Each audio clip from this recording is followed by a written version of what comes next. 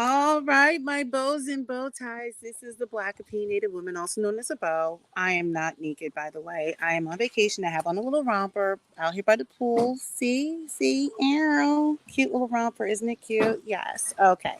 So let me just say for the record before I start telling you to do all your subscribing and liking and stuff like that. I am still on vacation, but by the time you view this video, I will already be back at home. You want to know why? It's for my security. You don't need to know when I'm not home. So anytime you see a video of me, that means that I'm already home, but this is pre-recorded while on vacation.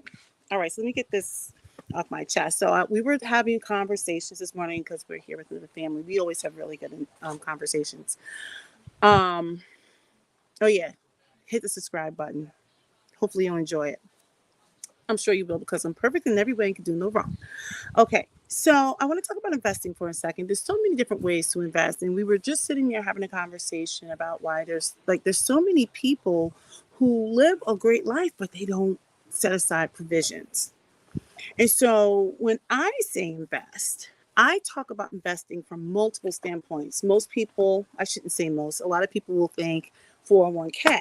And 401k is a great tool for investing. And now there's various ways of doing it, whether you have a traditional or Roth within your 401k. I don't want to deep dive too much on that because I am not a financial advisor. Okay. But nevertheless, there's multiple ways of slicing this this I guess issue or topic. But a lot of people actually don't invest in their 401k. There's a variety of reasons on why some people do or some people don't. I would just say that is one tool, one way of investing. Okay. Especially for those who work for companies that provide a match, I would say at least minimally invest to the portion where you get like the matching and then choose to invest in other locations or depending on how your 401k is set up. I don't want to deep dive into all of that because, like I said, I am not a financial advisor and I don't want to be seen as giving out financial advice. I'm just going to say everyone should invest. But it was interesting because I was talking with one of our friends and they were mentioning, I'm not going to say who, but when people actually make good money, even if you've got people who work for companies or who may own companies or whatever it is, and they don't necessarily invest, or when they do, they rob from their investments. I worked for a company a few years ago where the person who owned the company had just recently started investing, and this person was in their 40s. So I just thought it was interesting, but it is so incredibly important to invest.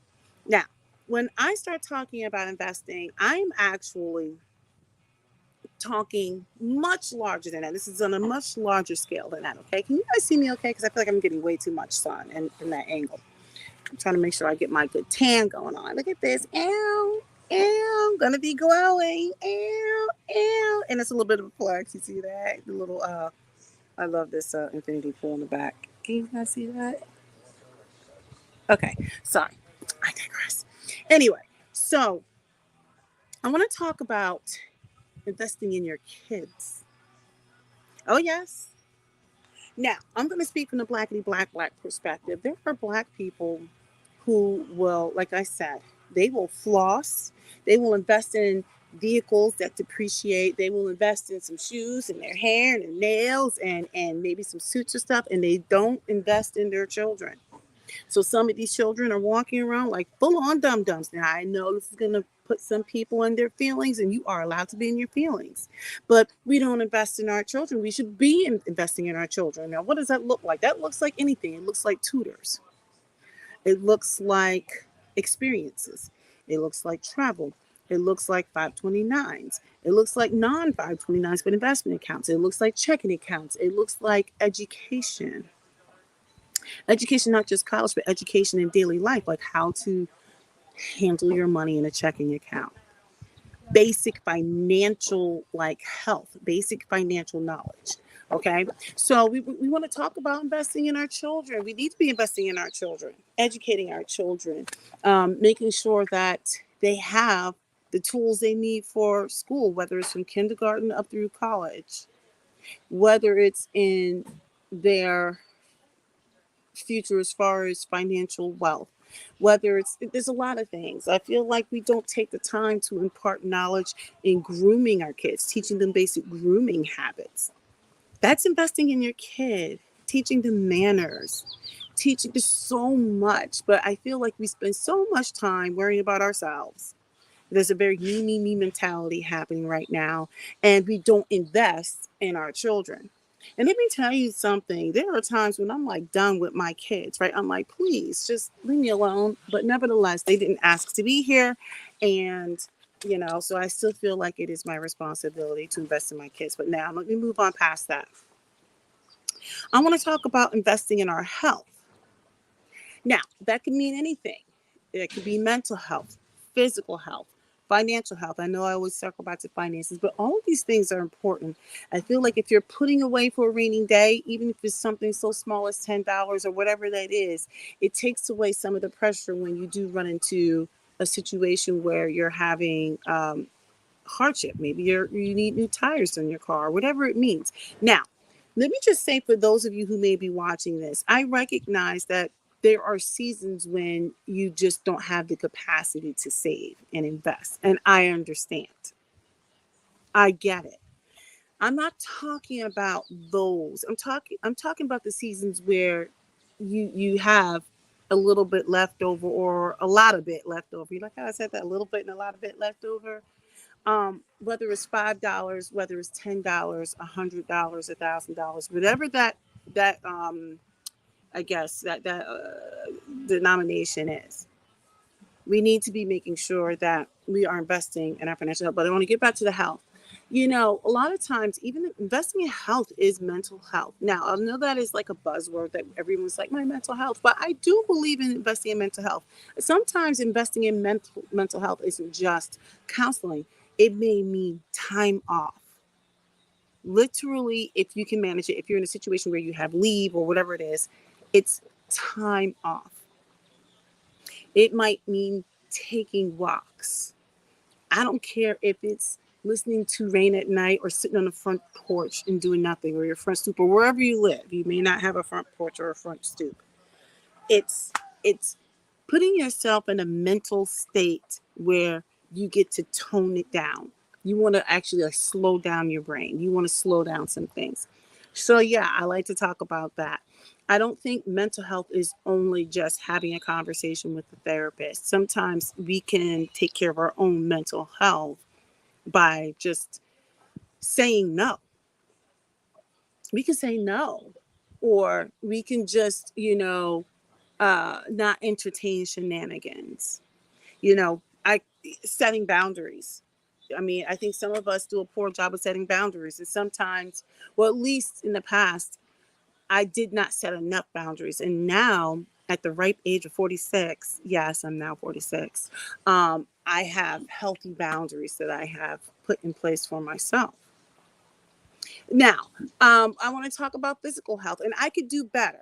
I know I need to do better with my physical health. I mean, I used to be slim and trim. Now, I could lose some of these pandemic pounds. But just taking care of our health, actually, generally speaking, I'm not talking about edge cases, but it generally cuts down on our healthcare costs. We need to take the time to invest in our health. That's financial health, our mental health, our physical health, and any other health that I haven't actually discussed. I want to talk about stocks. Stock, plain old stock. Some people don't believe in, investing in the market. And like they always say, timing the market is better than timing the market, right? And a lot of people, they experience some negative returns in the very beginning. And then all of a sudden they're scared to put their money in the market. The way I look at it is you don't generate wealth by saving, you generate by investing. And I know for some people it's not about being wealthy, but I am all about making sure I generate enough so that I can be comfortable and that I can not be a burden to my children. And hopefully I can leave something behind for them. And that's the plan. Let's talk about land. We need to invest in land. Oftentimes people are afraid to make that commitment. There's a whole bunch of people who are like, I don't own a home and stuff like that. That was part of the fire movement, right? And I get it. And in some instances, there's no need to own land, But oftentimes the greatest, um, I would say the fastest or the greatest way to any sort of generational wealth is through home ownership. I mean, of course, if you can own more land or rental properties, and then the more the merrier. Now, there was a time when I had multiple properties.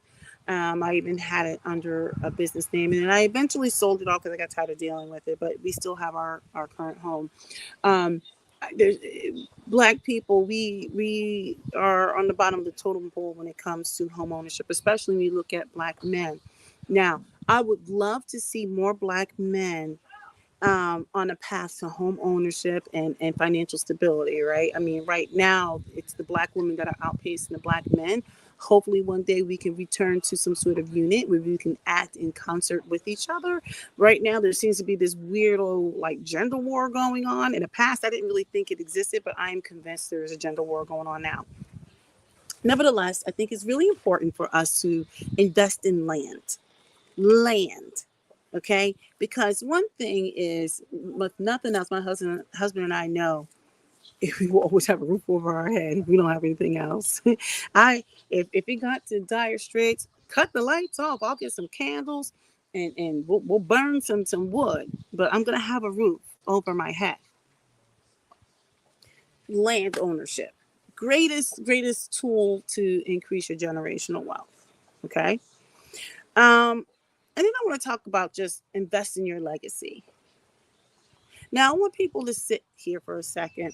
Now, one of the ways we invest in our legacy, besides having, home in stocks and 401k and all that stuff like that, I'm going to say something that it's not necessarily new, but I don't think it's said enough.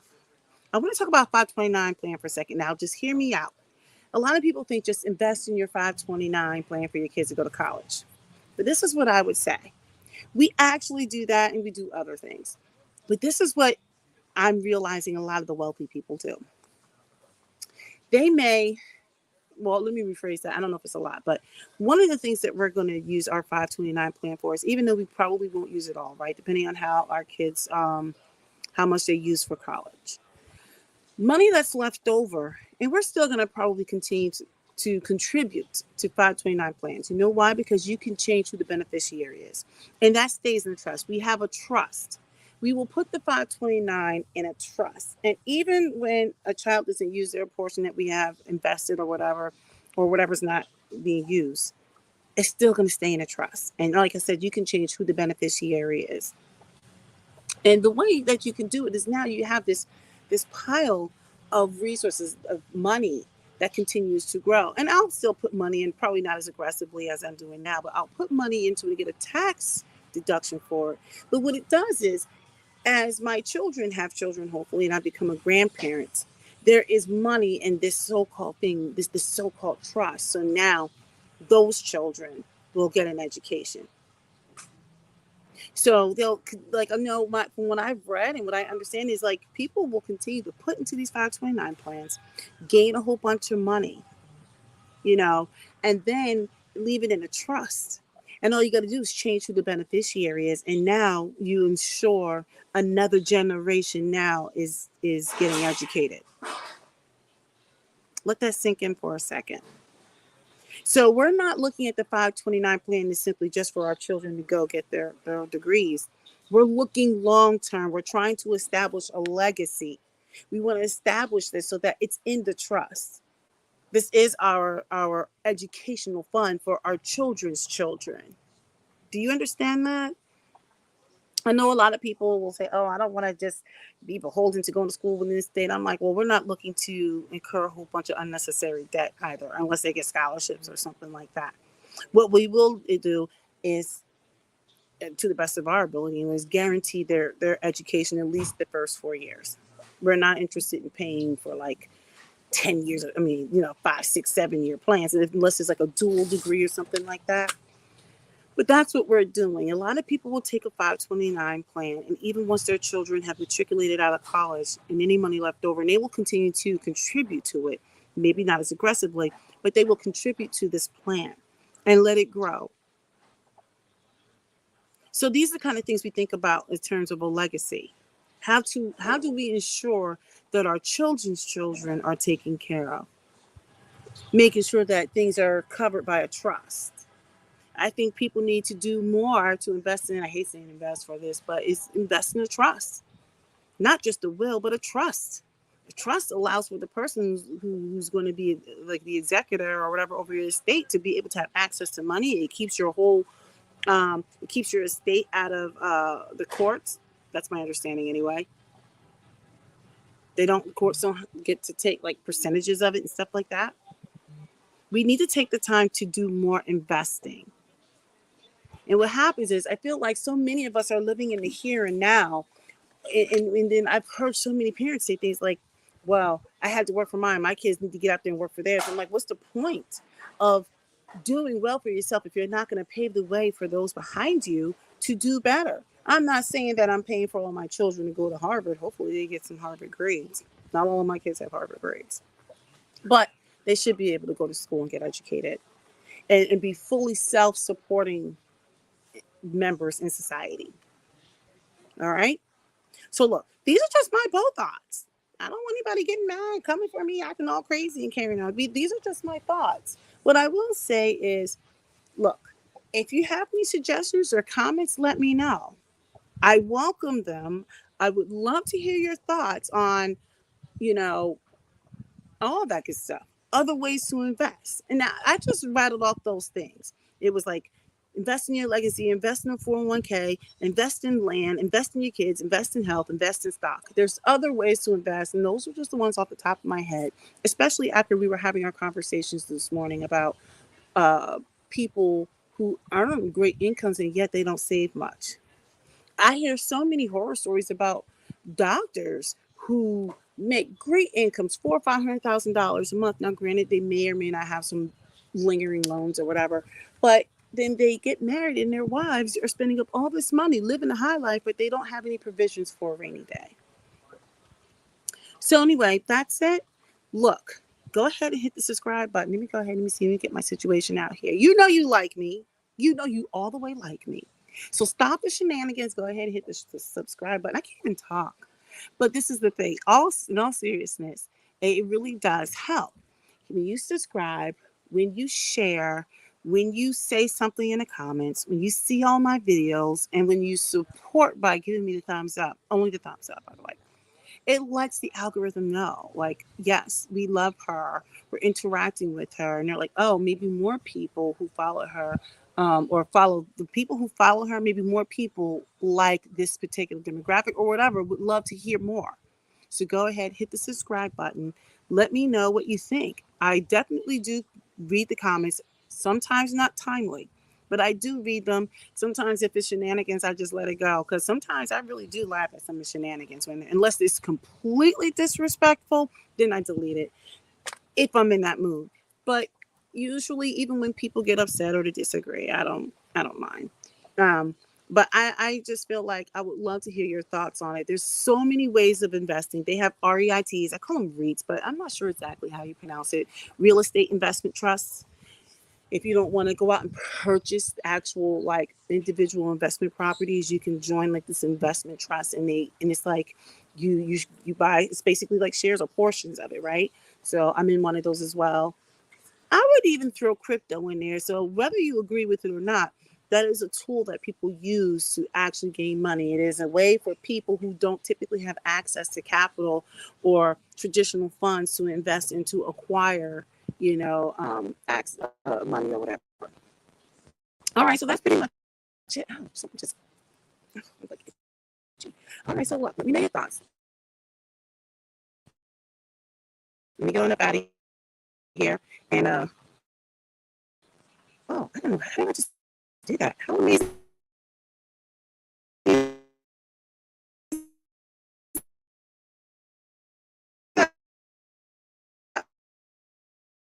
Oh my goodness! I'm sorry. I'm sitting here playing with my situation here in the chain. All right, so.